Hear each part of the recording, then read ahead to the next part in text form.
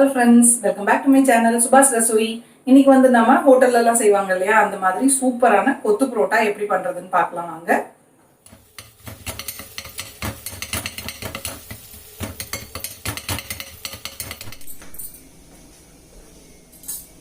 இப்போ அதுக்கு தேவையான பொருட்கள்லாம் என்னென்னன்னு பார்த்துடலாம். மஞ்சள் பொடி கொஞ்சம் தேவையான அளவு, மிளகாய் பொடி, உப்பு. நான் வந்து சால்னாக்கு பதில் முட்டை குருமா வீட்டில் செஞ்சதை எடுத்து வச்சுருக்கேன். நீங்கள் சிக்கன் குருமாவோ இல்லை சிக்கன் சால்னாவோ எதுனாலும் யூஸ் பண்ணிக்கலாம். 2 முட்டை எடுத்திருக்கேன், கொஞ்சமாக மல்லி இலை, தேவையான அளவு இஞ்சி பூண்டு விழுது, எண்ணெய் தேவையான அளவு, ஒரு வெங்காயம் அதை நீளமாக கட் பண்ணி வச்சுருக்கேன், பச்சை மிளகா 2 பச்சை மிளகாவை பொடியாக கட் பண்ணி எடுத்து வச்சுருக்கேன், ஒரு பெரிய தக்காளி அதையும் நீளமாக மெலிசாக கட் பண்ணி எடுத்து வச்சுருக்கேன், கருவேப்பிலை கொஞ்சம் ஜாஸ்தியாகவே சேர்த்துக்கலாம்.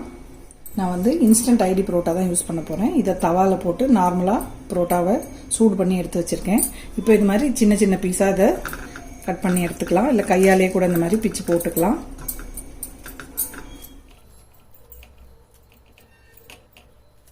பாருங்கள், எல்லாத்தையும் இந்த மாதிரி குட்டி குட்டி பீஸாக ரெடி பண்ணி வச்சாச்சு. கல் நல்லா சூடாயிடுச்சு. முதல்ல கொஞ்சம் எண்ணெய் சேர்த்துக்கலாம். 2 டேபிள் ஸ்பூன் அளவுக்கு எண்ணெய் சேர்த்துக்கிறேன். இதில் இப்போ நம்ம பொடியாக கட் பண்ணி வச்சுருக்க வெங்காயம் சேர்த்துடலாம்.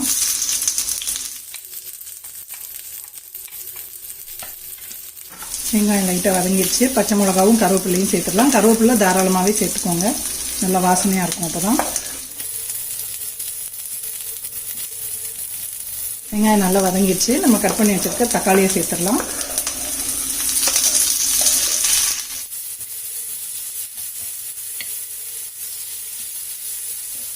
இப்போ தேவையான அளவு உப்பு சேர்த்துடலாம்.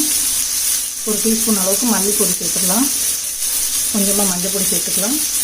கொஞ்சமாக மிளகா பொடி சேர்த்துக்கலாம்.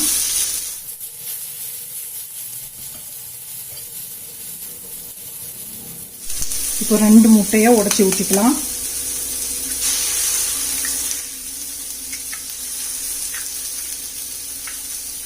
கொஞ்சமாக இஞ்சி பூண்டு பேஸ்ட் சேர்த்துக்கலாம். முட்டையை ஜஸ்ட்டு வேகெல்லாம் விட வேண்டாம், 2 கிண்டு கிண்டிட்டு நம்ம இது கூட இப்போது புரோட்டா சேர்த்துடலாம். 1 டேபிள் ஸ்பூன் அளவுக்கு எண்ணெய் சேர்த்துக்கிறேன். இது கூட நம்ம எடுத்து வச்சுருக்க புரோட்டாவையும் சேர்த்துடலாம்.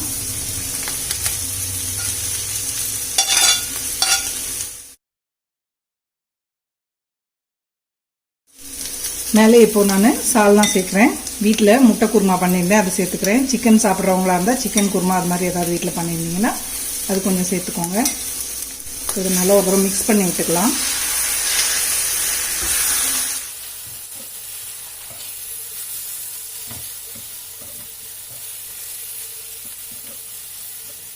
நான் இன்னைக்கு இந்த பிரெட் டோ கட் பண்ணுற கட்டர் வச்சுருக்கேன். அதுவும் தோசை திருப்பியும் வச்சு பண்ண போகிறேன், கொத்த போகிறேன்.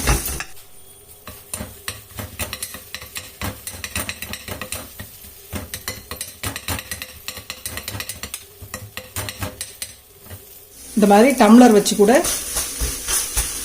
இப்படி பண்ணிக்கலாம்.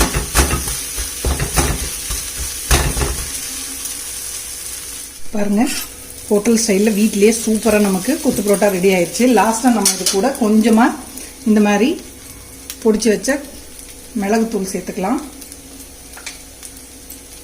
பொடியாக கட் பண்ண மல்லி இலை சேர்த்துக்கலாம்.